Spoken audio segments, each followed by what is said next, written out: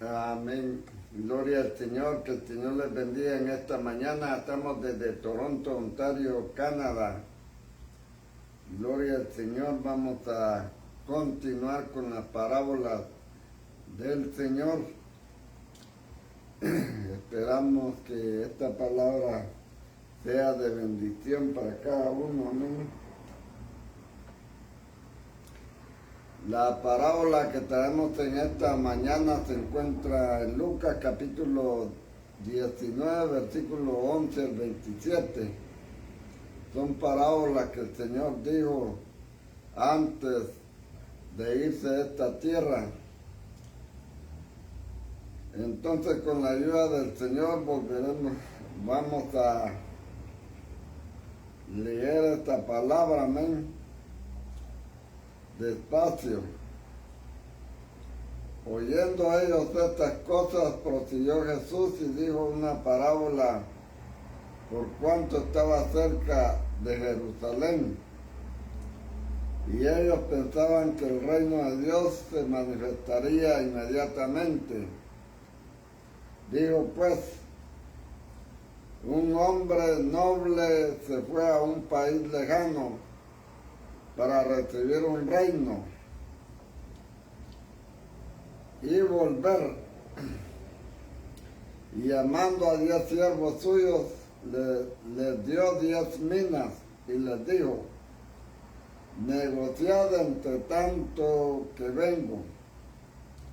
Pero sus conciudadanos le aborrecían y enviaron tras él una embajada diciendo, no queremos que este reine sobre nosotros. Aconteció que vuelto él, después de recibir el reino, mandó a llamar ante él a aquellos siervos a los cuales había dado el dinero, para saber lo que había negociado cada uno.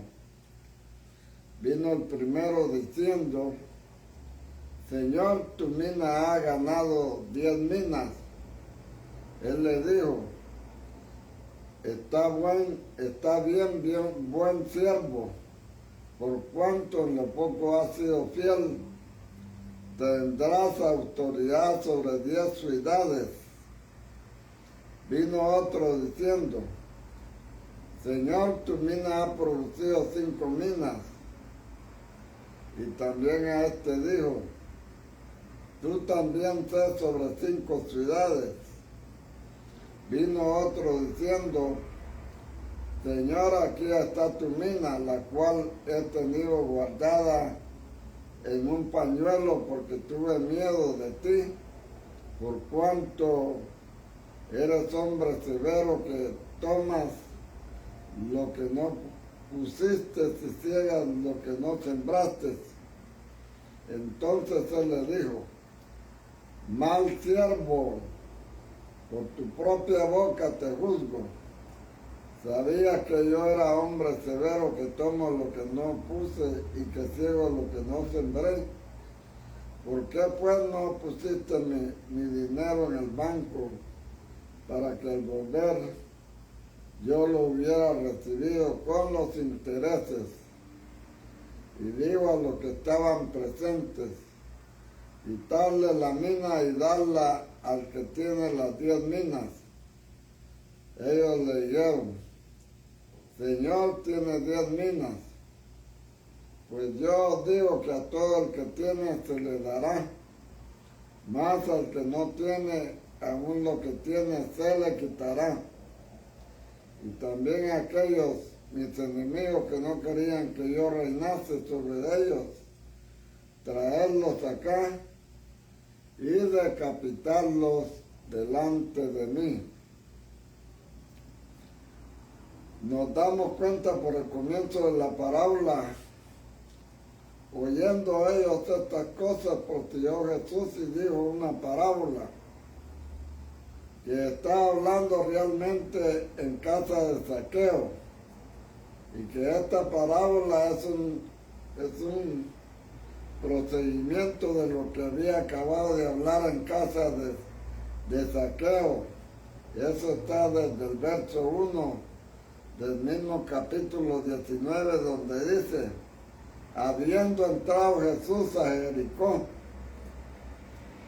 Por eso dijimos al principio que la parábola era hablada en Jericó, cerca de la desembocadura del río Jordán, en el Mar Muerto, en la parte baja, casi a 400 metros bajo el nivel del Mediterráneo. De ahí se sube unos 27 kilómetros hacia Jerusalén, que está arriba. Y él venía viajando y llegó ahí y después él subió, pero ahora él estaba en una parte bien baja, en Jericó, y se encontró con una persona baja. Y sucedió que un varón llamado Zaqueo, que era jefe de los publicanos y rico, procuraba ver quién era Jesús. Noten cómo es el Señor, aunque él era una persona enredada en las cosas en las que estaba enredado, como muchos que estamos enredados en muchas cosas. Sin embargo, el Señor sabía lo que esta persona quería en su corazón. Quería ver a Jesús, pero no podía ir a casa a causa de la multitud, pues era pequeño de estatura. Zaqueo no podía ver a Jesús por causa de que era muy pequeño. Por causa de la multitud él no podía verlo, porque era un hombre pequeño. Y corriendo adelante subió a un árbol sicomoro para verle, porque había de pasar por ahí. Cuando Jesús llegó a aquel lugar, mirando hacia arriba le vio y le dijo, miren qué precioso. Él sabía lo que era el corazón de Zaqueo. Zaqueo, date prisa, desciende, porque hoy es necesario que pose yo en tu casa. El Señor llegó a la casa de Zaqueo. Entonces él descendió a prisa y lo recibió gozoso. Al ver esto, todos murmuraban diciendo que había entrado a posar con un hombre pecador. Inclusive él mismo se invitó, porque sabía que ese era el corazón de Zaqueo. Jesús mismo se invitó para ir a esa casa. No esperó que Zaqueo lo invitara, sino que él mismo se invitó, porque ya sabía que este hombre quería ver a Jesús, quería que Jesús entrara en su casa, y no esperó que Zaqueo lo invitara, sino que Jesús le dijo, hoy mismo voy a estar en tu casa. En otra ocasión no hizo eso, cuando iba ya resurrecto camino a Emmaús, se le apareció a 2 discípulos, pero ellos no entendían que era él. Él hizo como que iba de largo, esperando a ver si ellos lo invitaban. Si ellos le daban una señal, entonces él seguía. Si ellos no le daban una señal, entonces él iba a seguir de largo. Si ellos no lo hubieran invitado, él hubiera seguido de largo. Hasta ahí hubiera sido la aparición. Gracias a Dios que ellos dijeron, pasa la noche con nosotros, es tarde. Entonces lo convidaron y ahí entró. partió él el pan y ahí se le reveló y luego desapareció. O sea, el Señor es muy cuidadoso, amén. Él no fuerza a las personas. Él enseñaba que había que dar conforme a lo que podían recibir, o sea, en la medida de la receptividad de las personas era la medida que él se revelaba. Señor, le dijo Tomás, ¿por qué te manifestarás a nosotros y no al mundo?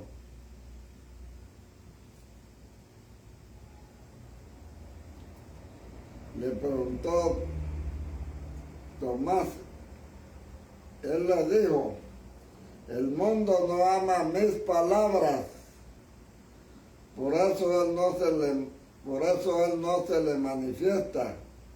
El que me ama guarda mis palabras, pero el que no me ama no guarda mis palabras. O sea, ellos no le amaba, entonces él no se manifestó a ellos. Pero aquel Señor conocía el corazón de Zaqueo. Miren esa reacción que tuvo Zaqueo. Entonces el Señor se invitó solo, porque eso era como reconocer el deseo que tenía Zaqueo. En su corazón él estaba diciendo, yo quisiera que el Señor Jesús viniera a mi casa. Yo tengo ese deseo, decía, pero no me atrevo. Soy un gran pecador. ¿Cómo va a venir él a mi casa? Y yo soy un pobre pecador. No lo puedo invitar. Entonces Jesús se tuvo que invitar solo, pero ese era el corazón de Zaqueo. El corazón de Zaqueo era tener a Jesús dentro de su casa. Si tú tienes ese deseo, Jesús también lo va a cumplir, amén. Si tú tienes ese deseo que Jesús entre a tu casa, gloria al Señor, Él lo va a hacer. Él va a invitarse solo, porque tú tienes ese deseo. Entonces, él descendió a prisa y le recibió gozoso. Dice ahí que él descendió a prisa de aquel árbol en que se había subido y lo recibió gozoso en la casa. Qué gozoso estaba aquel enanito, aquel hombre pequeño, estaba ahí recontragozoso en la casa, porque Jesús había entrado en su hogar. Y es un gran privilegio tener a Jesús en los hogares nuestros, amén. Los otros murmuraban, ¿verdad? Pero Jesús sabía que Él vino, fue a salvar. Entonces Zaqueo puesto en pie, miren la alegría que había en Zaqueo. Miren esa decisión. Parece que esto era algo que ya el Señor estaba obrando a distancia en Zaqueo. Y ese es el momento culminante de aquel proceso. Dijo al Señor, y aquí, Señor, la mitad de mis bienes doy a los pobres, y si en algo he defraudado a alguno, te lo devuelvo cuadriculado, amén, cuadruplicado, quiero decir. La ley decía que cuando uno había defraudado en algo, uno debería devolver un quinto más de la cosa, digamos un 20%, pero aquí Zaqueo devolvió el 400%. Fue más allá de la ley, movido por el gozo de haber recibido o tenido en la casa al Señor, o tenido en cuenta por el Señor Jesús. Él me recibió, él entró a mi casa, dijo Zaqueo, ahora voy a echar la casa por la ventana. Gloria al Señor. ¡Qué maravilla! Jesús le dijo, y eso se lo dijo a él, hoy ha venido la salvación a esta casa. Y ahora le digo a los otros,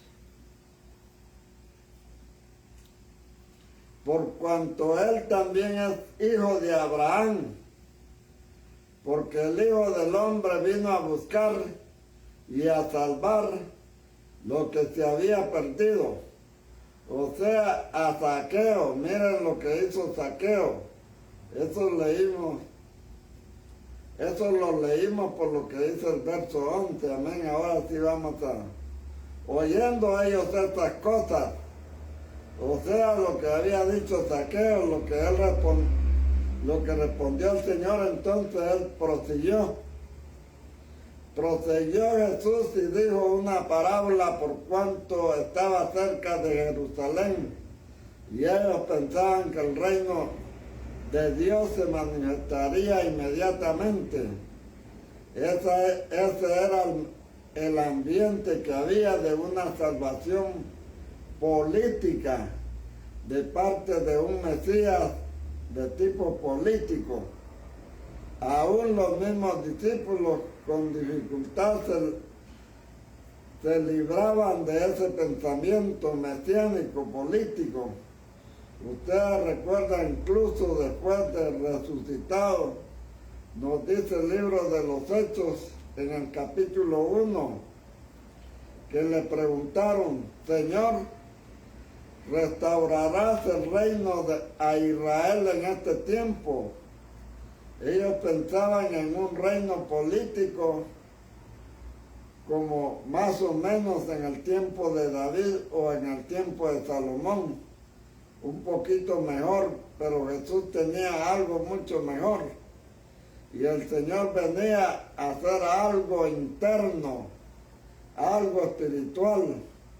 Él no venía a cambiar cosas externas solamente, a dar el poder a un nuevo grupo de personas que continuaban en su misma naturaleza perversa, que van a echar a perder el reino. El Señor no viene a cambiar cosas externas primero. Mire cuánto se ha esperado que Cuba, alguien intervenga en Cuba, alguien intervenga allá en Venezuela. Pero eso no se hace todavía porque el Señor no ha venido a cambiar cosas externas. Se cambia un presidente o se cambia de la dictadura a la democracia, todo va a seguir igual. Entonces el reino de los cielos es un reino teocrático. Las cosas no van a cambiar si el hombre no cambia, amén. Si nosotros no cambiamos, todo va a seguir igual. Van a seguir habiendo los mismos ladrones que siempre han existido. Si la cosa no es por el Espíritu. Entonces la vez pasada estudiábamos, pero después de cambiar primero lo de adentro, entonces ellos pensaban en la restauración del reino de Israel en ese tiempo.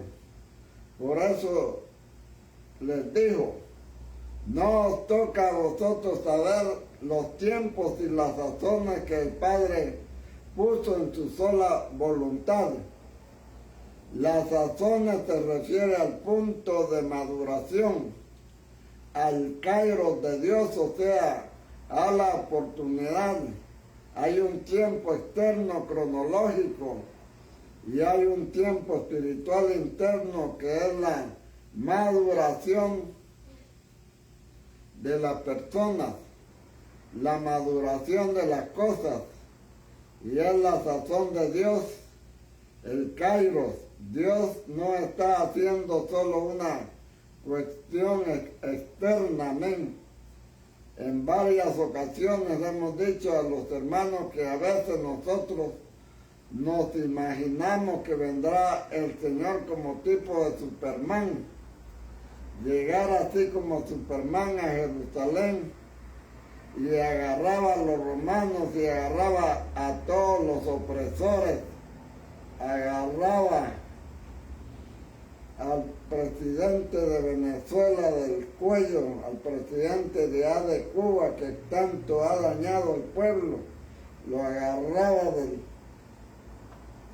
del pescuezo y lo arrastraba y agarraba a los romanos y a todos los opresores y los tiraba al fondo del mar y decía: ahora gobiernen ustedes y sean ustedes los gobernantes del mundo. Si eso hubiera sido así, ¿en qué hubieran cambiado a ellos? ¿Qué operación se había obrado en ellos? Porque el Señor no vino como ¿Por qué el Señor no vino como Superman? ¿Por qué tuvo que nacer como un niño? Pregunta. ¿Por qué tuvo que ser probado en todas las cosas? Otra pregunta. Por arriba, por abajo, por la derecha, por la izquierda, toda su vida tuvo que vivir en las circunstancias en que vivimos nosotros y fue probado en todo conforme a nuestra semejanza, pero Él venció. ¿Por qué fue esto? Otra pregunta. Para podernos ayudar a nosotros a crecer, porque el reino no es solamente una cuestión externa. La sujeción a Dios y el gobierno de Dios es algo en lo profundo de nuestros corazones. Ellos estaban esperando una cuestión política. ¿Recuerdan una vez cuando Él hizo esos milagros que multiplicó los panes? Vinieron a hacerlo rey. ¿Por qué? Porque les daba pan y peces a la gente, quería comer. Nuestros padres comieron maná en el desierto. ¿Tú qué haces? Es decir, si tú eres el Mesías, tienes que darnos de comer. Tienes que arreglar el asunto económico. Y ellos pensaban solo en ese aspecto. Y Jesús se escabulló de ellos porque lo querían hacer rey cuando multiplicó esos panes y esos peces. No dejó que lo hicieran rey. No dejó que lo hicieran rey de esa manera. Él es rey de otra manera, amén. Como le contestó a Pilato. Pilato le dijo: ¿eres tú el rey de los judíos? Jesús le contestó: yo para esto he nacido y he venido para dar testimonio de la verdad. Ese es el verdadero reino y es obedecer la verdad. Entonces le dijo Pilato: ¿y qué es la verdad? Pero no esperó la respuesta, sino que salió y confesó que no veía ningún mal en Jesús. No miro ningún mal en este hombre, les dijo. Entonces ahí Jesús está hablando como le dijo a Pilato: mi reino no es de este mundo. Yo vine a dar testimonio de la verdad. Cuando Dominiciano escuchó acerca de los nietos de Judas Tadeo, el hermano del Señor Jesús, que decían que era de la línea de David,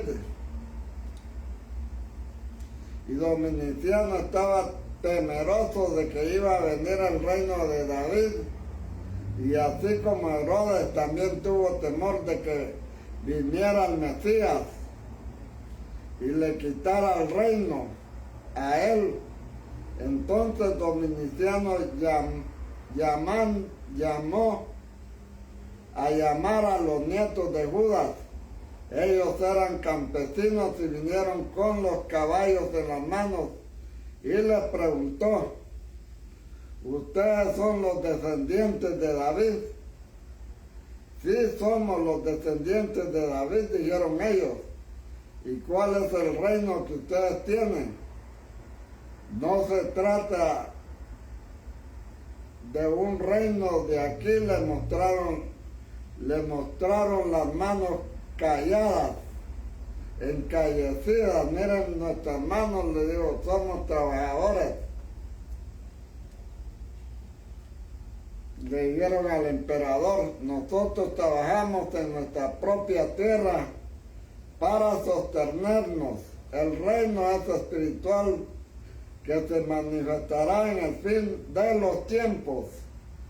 Entonces Dominiciano, como se calmó, como que se tranquilizó, entonces los dejó en paz y paró la persecución, porque ya le llevaba bastante la persecución.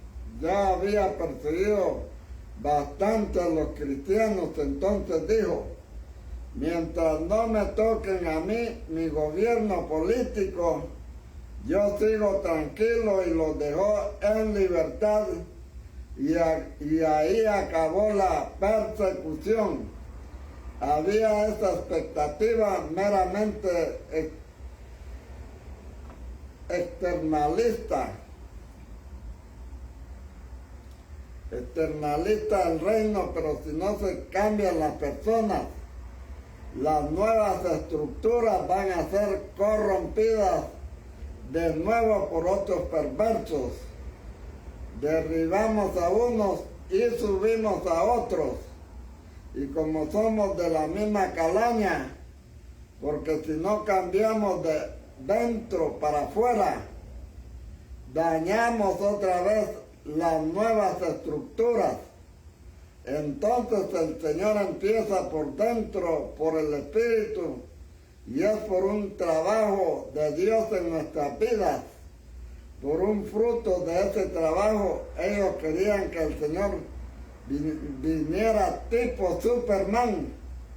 Entonces Él les dice que no es así. Prosiguió Jesús y dijo una parábola, porque había visto lo que había sucedido con Zaqueo, ¿verdad? Un rico que era de los jefes de los publicanos haciendo todo esto, y ellos estaban imaginando, no faltaban sino 27 kilómetros aquí de esta subida para llegar allá, por cuanto estaban cerca de Jerusalén, y ellos pensaban que el reino de Dios se manifestaría, porque existe lo que se llama en la Biblia la manifestación del reino. La venida del Señor Jesús es ya la introducción del reino. Juan el Bautista decía: el reino de los cielos está cerca. Y cuando Jesús comenzó su ministerio, como él era el rey, y el rey estaba sometido al Padre, entonces el reino fue introducido por el Señor Jesús, y dijo: el reino de los cielos entre vosotros está, no vendrá con advertencia, entre vosotros está. Era él, y luego viene el periodo de la historia de la iglesia, que es una parte espiritual de los cielos, pero no la manifestación que habla aquí. Ellos pensaban que el reino de Dios se manifestaría inmediatamente. La manifestación del reino es la segunda venida, amén. La segunda venida del Señor al establecer el milenio. Eso se llama la manifestación del reino. Por eso en las cartas apostólicas Pablo le habla a Timoteo que cuando venga el Señor en la manifestación del reino, ya existe el reino de los cielos entre nosotros espiritualmente, pero habrá una manifestación del reino. Pero ¿por qué la manifestación del reino no es primero? Pregunta. Porque no puede darse una manifestación externa al reino sin haber la operación de la justicia, del gozo y de la paz en el espíritu de las personas que van a ser los gobernantes de ese reino. Entonces ellos pensaban que una sola venida, pero el Señor con esta parábola les enseña que hay dos venidas, que hay un espacio entre su primera venida y la segunda venida. Eso ya lo había dicho el profeta Miqueas. Si ustedes quieren acompañarme en el capítulo 5, él ya había hablado de esas dos venidas del Mesías, de la primera y de la segunda. En los 3 primeros versos, gloria a Dios, en los 3 primeros versos de ahí dice, del capítulo 5, él ya venía hablando y dice así: rodéate ahora de muros, hija de guerreros, nos has sitiado. Eso sucedió en el año 70, porque sitiaron a Jerusalén, sitiaron a Jerusalén.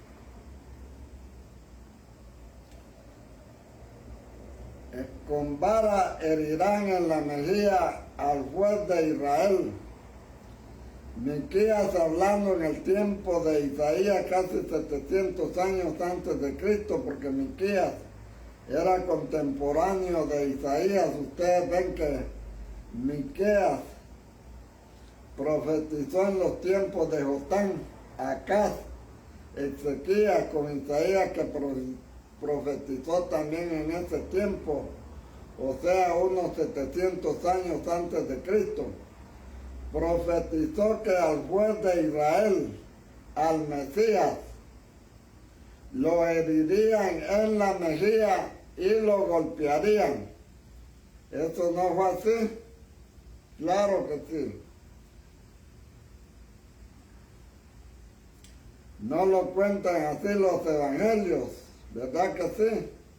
Y también otros documentos, y dice: pero tú, Belén Efrata, retrocediendo comienza contando del sitio de Jerusalén, pero ¿a qué se debe el sitio? A que rechazaron al Mesías. Y este Mesías, ¿dónde nació? En Belén. Entonces va retrocediendo, dice: pero tú, Belén Efrata pequeña, para estar entre las familias de Judá, de ti me saldrá el que será el Señor en Israel.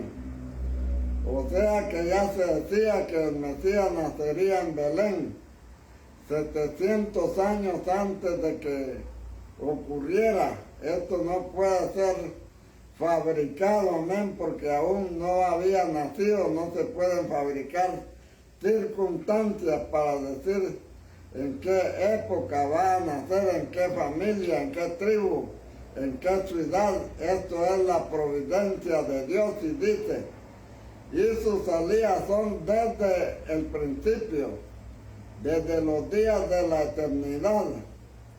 O sea que aquí está hablando de la preexistencia del que había de ser el Mesías.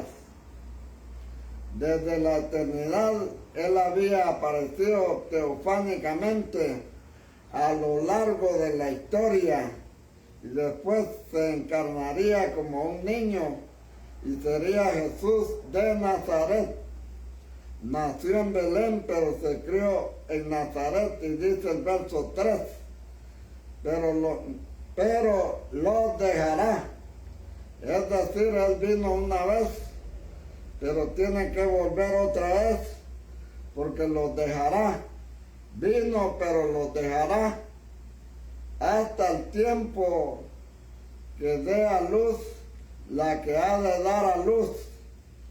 O sea que él se fue para que la que ha de dar a luz, que es la mujer, que tipifica al pueblo de Dios, por una parte a la iglesia, dijo Jesús: vosotros ahora estáis tristes, lloraréis, lamentaréis.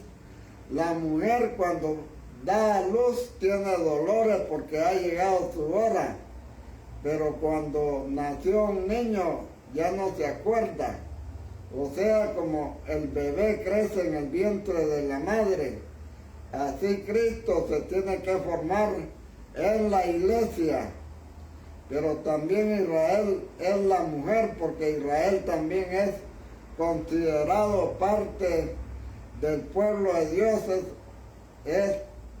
era el pueblo de Dios en el Antiguo Testamento, y tiene también profecía para el futuro. Ellos también tienen que reconocer al Mesías, porque dijo cuando los dejó: no me veréis más hasta que digáis: bendito aquel que viene en el nombre del Señor. Entonces aquí estamos viendo que él habla de dos venidas. Los dejará hasta que, no es para siempre. Volverá, los dejará hasta el tiempo que dé a luz la que ha de dar a luz, y el resto de sus hermanos, esto es el remanente, son los que quedan de sus hermanos, los miembros del cuerpo de Cristo. Al final se volverá con los hijos de Israel, porque ahora le toca a Israel recibir a Cristo. El Señor tuvo un tiempo para los gentiles, pero ya el Evangelio ha rodado en la tierra y está rodando, amén. El Señor me está usando a mí para que este Evangelio rode y rode y siga su transcurso, porque es necesario que este Evangelio sea predicado en todo el mundo. Entonces va a venir el fin. Dios está usando todos los medios, está usando la tecnología, ahora está usando el Facebook. Antes no había el Facebook, antes no existía el YouTube, no existía el TikTok, no existía nada. Con lo que yo empecé era este programa del Paltalk. Con eso yo empecé antes de que existiera todo esto del Facebook. Era el Paltalk, se llamaba ese programa. Se podía hablar la otra persona que estaba al otro lado del mundo, decir lo que ella quería expresarse. Y también el moderador que estaba aquí en Toronto le daba participación a todos los hermanos para que participaran. Eso lo estuve haciendo yo desde hace años. Entonces dice: se volverá con los hijos de Israel, porque ahora le toca a Israel recibir a Cristo. Todas estas bombazos que hay, todas estas guerras que hay, están anunciando la venida de Cristo, amén. Ya todas las naciones están bien encalorizadas. Hay manifestaciones en todos los países. En Estados Unidos es donde más hay manifestaciones. Allá en el oriente, en todo lugar están las manifestaciones que quieren que Israel pare. Ya todos están en contra de Israel, entonces casi todo el mundo va a estar en contra. Entonces ahí se va a manifestar el Señor Jesús cuando ya las naciones tengan rodeada a Israel, porque la están acusando de genocidio, entonces todas las naciones se van a enchinchar, todos los presidentes, y el diablo, ese es el trabajo que está haciendo. Va a reunir a todas las naciones y las va a llevar a Jerusalén, para allá, para Israel, para rodearla. Entonces en ese momento Israel va a recibir al Señor cuando ya lo tengan rodeados todos, que no haya Israel que hacer, que esté entre la espada y la pared. Entonces volvamos a Lucas ya en el capítulo 19, verso 2, dijo pues, es por causa de la visión mesiánica, política, externalista que tenían incluso los apóstoles, incluso después de la resurrección, porque esa pregunta que le hicieron fue después de los 40 días que él estuvo hablando con ellos resucitado. ¿Restaurarás el reino de Israel? Antes ya lo querían hacer rey, pero si no es de la manera que se hace rey, él no quiere una cuestión forzada externamente, sino lo que realmente ocurre en el corazón. Digo pues, un hombre noble, lo que se tradujo noble, realmente la palabra es de una familia de sangre puramente, de que este viene de la descendencia de un rey. Entonces Jesús es el noble, un hombre noble, descendiente de un rey. Él es descendiente de sangre pura, amén.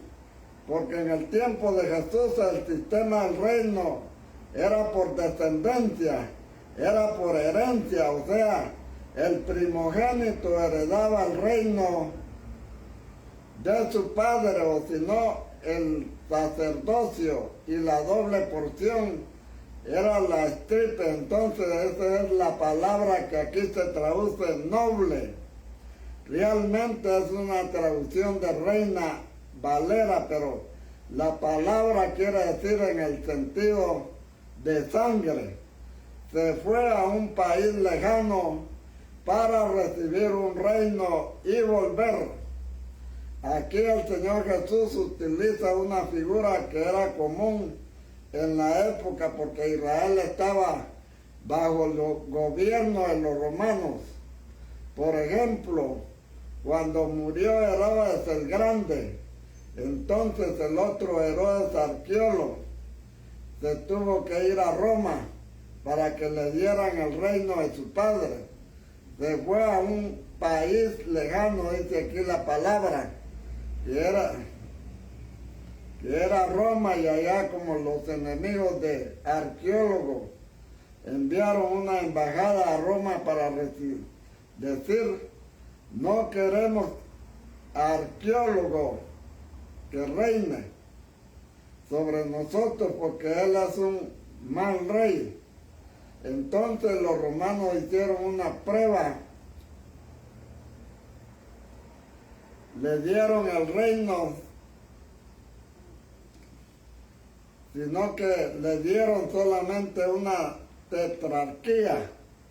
Lo hicieron tetrarca de una porción menor, con la promesa de que si gobernaba bien el pedacito, después se heredaría el reino completo. Eso le pasó a este rey. Sucedió que Arqueólogo no reinó bien en ese pedacito, lo que la embajada en Roma había dicho, hablando mal para que no dieran el reino, y se cumplió, y realmente hasta eso se lo tuvieron que quitar. Entonces en la época ellos tenían esa costumbre, los reinos tenían que depender del imperio, ¿ven? Entonces Jesús tomó lo que era común en la época para utilizarlo a manera de parábola, porque así lo entendería mejor. Él siempre usaba lo que era típico de ellos también. Dice así: un hombre noble, o sea, de estirpe o de sangre real, se fue a un país lejano para recibir y volver. Aquí realmente este hombre noble representa al Señor, no ya arqueólogos, pero Jesús usó un ejemplo de la época, porque en ese tiempo se sucedió eso con arqueóloga, arqueola. Pero aquí este hombre noble representa al mismo Señor Jesús, y este país lejano no es Roma, es la diestra del Padre. Él descendió a la diestra del Padre, entonces Él está adelantándose porque, como dice la profecía, Él los dejará por un tiempo y los dejará para que hagan un trabajo en relación con la futura manifestación del reino. El reino se manifestaría, pero no inmediatamente. Para que el reino pueda ser manifestado, se tiene que gestar la iglesia. Para que haya milenio tiene que haber iglesia. Eso era lo que ellos no entendían. Ese es uno de los misterios del reino de los cielos que el Señor está clarificando con esta parábola. Dice así: se fue a un país lejano para recibir un reino y volver. Este volver está en la segunda venida de Cristo. Los dejará hasta que dé a luz la que tiene que dar a luz. Verso 13. Y llamando a 10 siervos suyos, otra vez el Señor usa el número 10, como en la parábola de las 10 vírgenes usó el número 10. Aquí usa también el número 10, que es el número de la generalidad, el número de la universalidad. Por ejemplo, en Génesis capítulo 10 está la tabla de las naciones, mostrando cómo toda la tierra está contenida en el capítulo 10, y por eso los 10 dedos de la estatua hablan del reino final, que es un reino global, ¿verdad? Entonces él, hablando de las 10 vírgenes, habla de la totalidad de los que estarán esperando al Señor. Y lo mismo aquí usa también el número 10, hablando con este número que se refiere a la totalidad de los siervos de Dios. Entonces este número 10 representa a la totalidad de los siervos de Dios. Y llamando a 10 siervos suyos, les dio 10 minas y les dijo: negociad en tanto que yo vengo. Entonces vamos a quedar ahí nomás en ese punto, y volveremos mañana ya para introducirnos en las 10 minas. El Señor allá ha dado 10 minas, amén, para que se negocie mientras Él venga. Y allá en el Congo hay muchas minas, las minas de cobalto, que sirven para hacer los carros, las baterías de los carros eléctricos. También sirven para hacer los teléfonos celulares, las computadoras. Hay otro material que se llama Cobaltrán. También de ahí se hacen los teléfonos celulares. También se saca el cobre, el copper, dice aquí. Y llamando a 10 siervos suyos, les dio 10 minas y les dijo: negociad entre tanto que yo venga. Se los ha dado a todos estos explotadores, a todo el mundo, para que exploten estas minas. Pero en vez de estar negociando, están explotando a la gente. Están haciendo mal uso con esas minas. Les están robando a los del África, a los de allá, de Brasil. En todo lugar donde se está explotando una mina.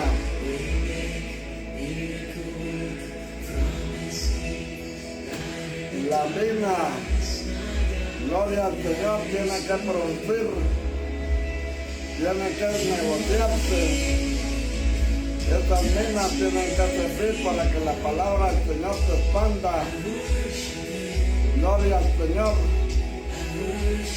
Para que la palabra del Señor siga corriendo. Damos gracias al Señor en esta mañana. Padre, gracias, te amo, Dios. Mandamos un saludo también a nuestro hermano allá en Texas, amén. Gloria al Señor.